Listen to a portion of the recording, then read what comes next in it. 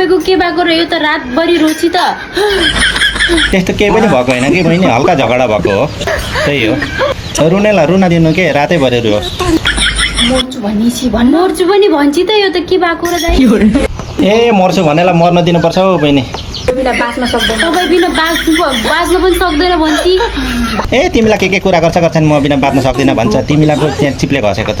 भात पनि खाछिन यार भन्न, भात पनि खाछैन, के भएको र दाइ? ए भात त यति खाएर गएको, यति एक थाल खाएर गएको त्यसले हिजो। म त मर्दिन्छु। मर्नु त्यति सजिलो छ? गुर्जानीको बुढामा झुन्डेर मर्छु भन्छ त, यसलाई छिटो फोन गर्नु त दाइ, के भएको? ल बहिनी म फोन गर्छु है, त्यसलाई म सम्झाउँछु के भन्दा रहेछ। के भएको त? आफ्नो घर नभए जस्तो अरूकोमा गएर कुरा लाउँदै बस्छस्? छिटो घर मुन्टी। मासाले बुढा, आजदेखि तेरो मेरो डिभोर्स भयो, फोन नगरे। यस्तालाई पनि के बुढा भन्ने, मासाले